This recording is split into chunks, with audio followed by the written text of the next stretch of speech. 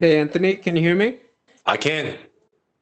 So Anthony, it's been a few months since your last fight. I mean, you were on the first card back for the pandemic. Now you're on the last card of 2020. How does it feel to kind of bookend your year with those two particular dates?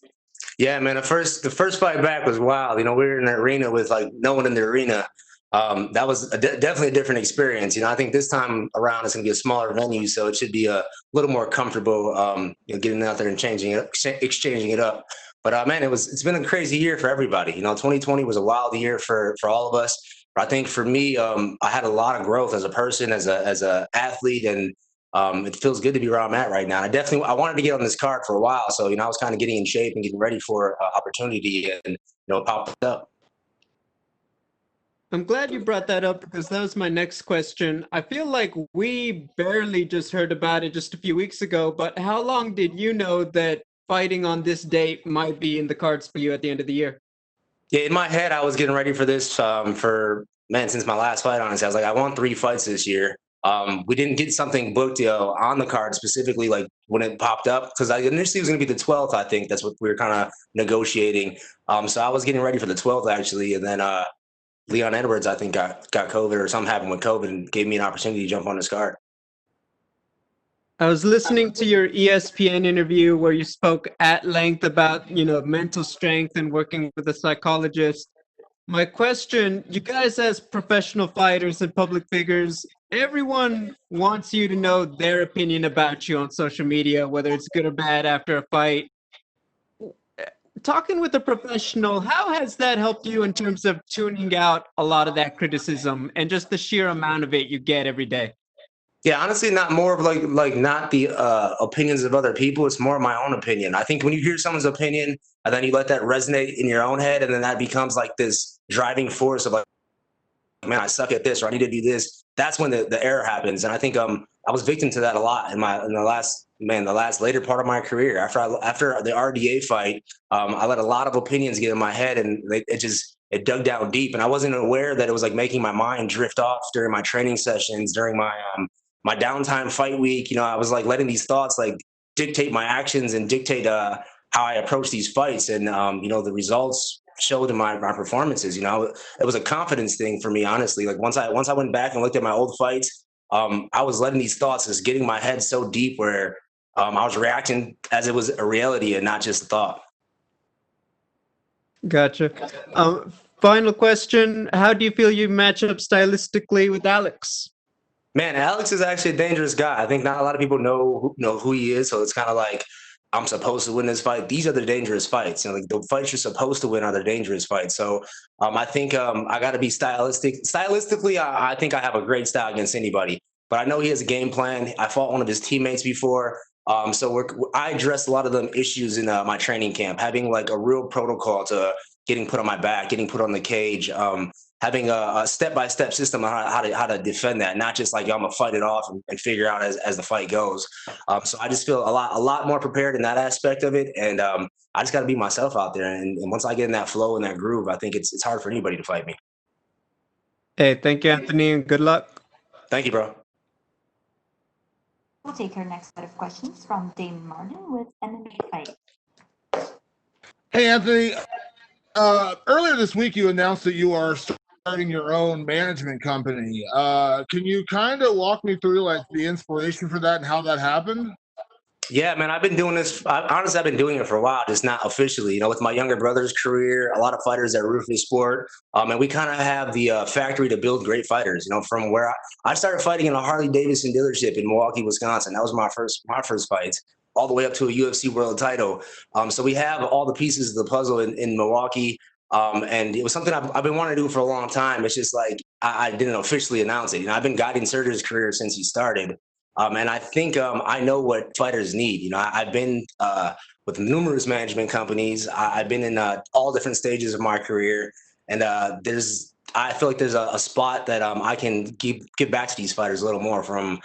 Without getting crazy details, but like finances, mental health, the right fights at the right time, the ability to get into the big shows. And then I'm also starting my own fight promotion in Milwaukee. So it kind of just all plays in together. So the fight promotion, I have a place to build up my talent, give them the right fights, and then hopefully give them to the bigger shows.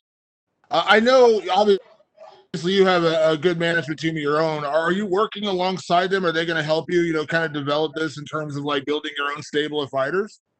Not really, no, not hand in hand helping me do this. They got their own stable of fighters they got to deal with, but they definitely give me advice. And I think I definitely still need somebody that represents my career. So I'm not going to pull myself over on the as the fight negotiation side, but as the marketing side, I'm doing all my own marketing stuff now. I'm doing all my own relationship building stuff. So it's just giving me that insight in how this works.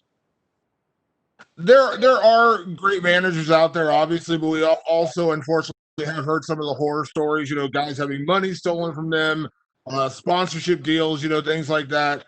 Do you feel like that's a big aspect of doing this, is kind of sharing your own experiences with the next generation? Because unfortunately, we have seen good side, but we also have seen a lot of bad side with management in this business.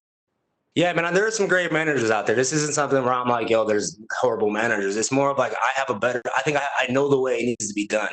And I know what fighters need at all different stages of their career. So like when I'm doing this, like we have 80 guys that we signed currently for my first combine. It's more of a fight family. Like I want these guys to be part of something that's not like, all right, here's a negotiated contract, go get ready, and then we'll talk to you on your next negotiation.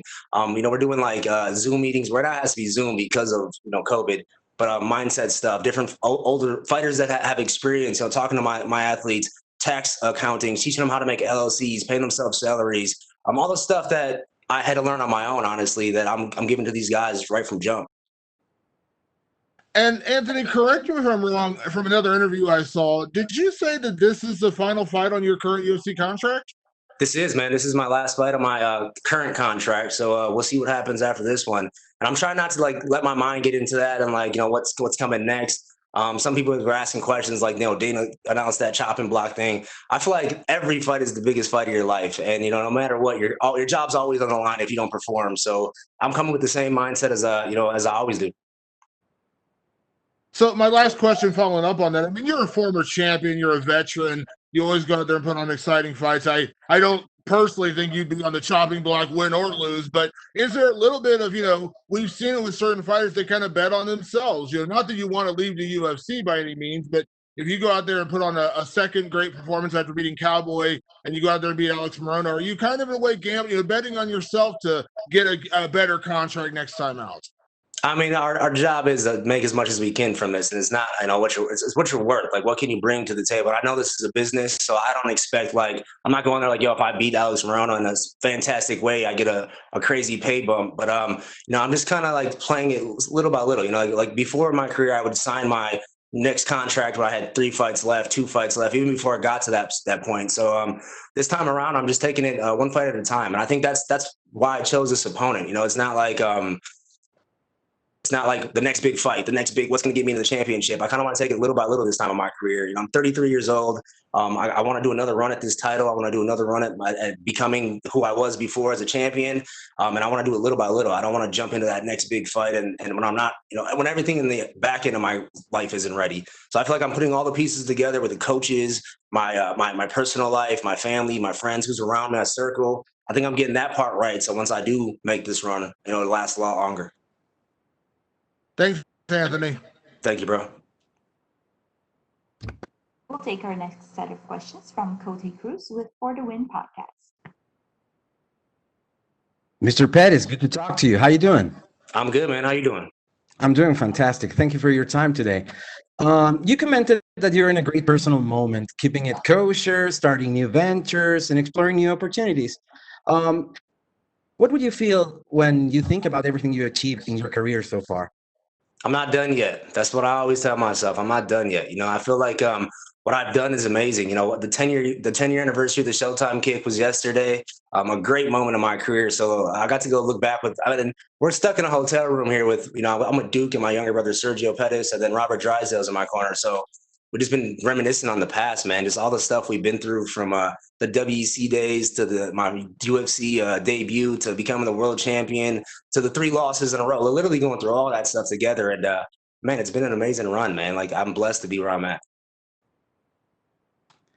Well, Alex Morono expressed that he was very happy to face you. I would like to know how this fight came to be and why is it specifically who you wanted to face? Well, this fight came to be. I wanted to fight one more time at the and before 2020 was over. I only got 2 fights this year. Usually I fight 3 or 4 times a year.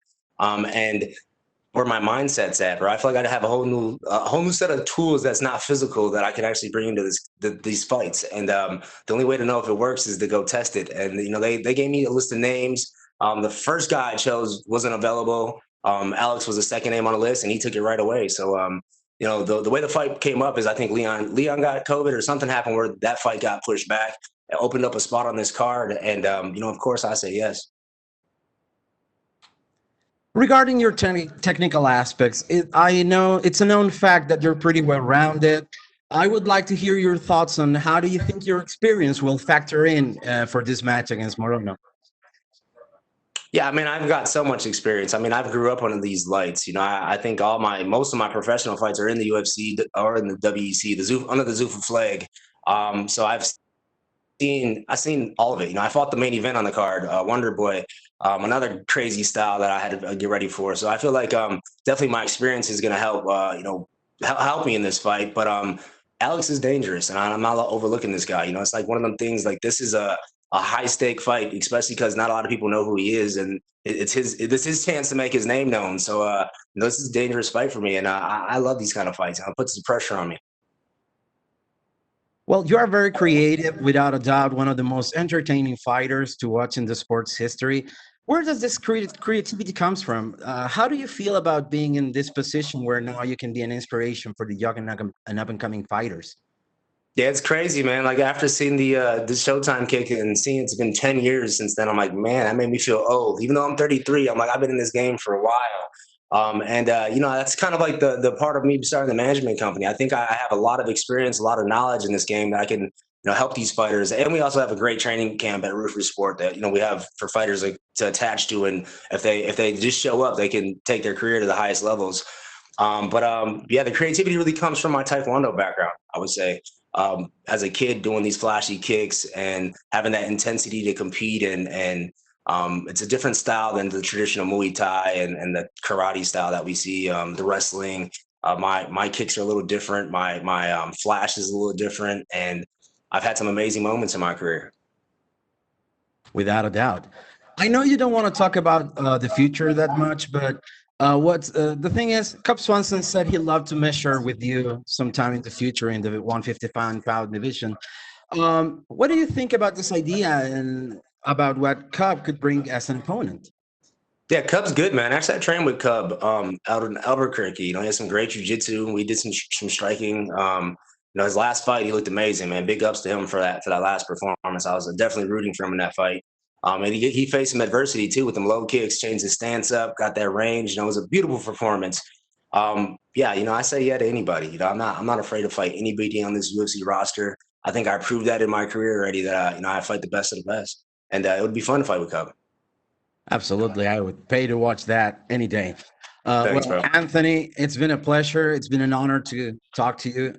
One final thing: I hail from Santiago, Chile, in South America, a place where you have tons of fans. So I wanted to give you a moment to address these fans and probably wish them a happy holiday. I don't know. It's up to you. Yeah, man. Make sure you guys tune in. Thank you for all the love and support. And, happy holidays to everybody. Make sure you watch this Saturday. Thank you so much for your time, Anthony. Best of luck on Saturday. Thank you. We'll take our next set of questions from Sumik Data with Sports Student. Hey Anthony, hope you're doing well. I am. Okay, so right off the bat, 10 years of the Showtime kick, and it's right up there as one of the most iconic finishes in history. All these years later, when someone brings up that knockout, what's the first thing that comes to your mind looking back on it? I can't believe it worked. Honestly, when I threw that thing, it was the last round of the last WEC fight, and it kind of won me the title. So it was like me and Henderson had a good back and forth battle that whole fight. If you watch the whole fight, that's what makes it even more spectacular is how I landed it and what the stakes were going into that kick. But yeah, I mean, even when I threw the kick, I remember I jumped off the cage. I remember I hit him with my foot. I'm like, I did a full 360. I'm like, oh shit, it worked. And I go and try to finish him off. But Ben's a tough dude, man. So it was definitely one of them the moments of my career that I always look back and be proud of. Absolutely. So this is your second fighting under this conditions in this pandemic. Has there been any sort of difficulties for you in preparations for this fight, or like any major changes that you had to make to your camp? Yeah, I haven't done the traditional training camp like I usually do. Like, I'm not doing the team training like how I usually start my camps. I've done a lot of training out here in Las Vegas for just different styles and different looks with the Njokuanji brothers, Anthony and Chidi. Both guys, amazing Muay Thai fighters, great MMA martial artists. And for me, it was just getting a feel for different body styles. It's crazy because I was supposed to fight Anthony and Njokuanji in WEC, and now he's kind of holding pads and coaching me.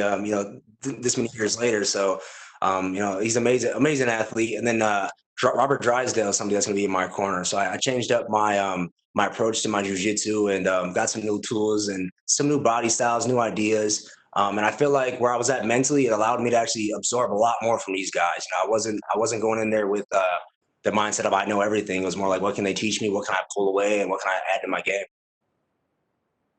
And you recently also mentioned you've been working with a sports psychologist.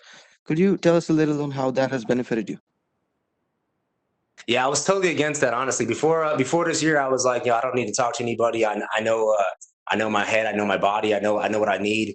My fiance actually is the one that talked me into like going to actually sit down with this guy.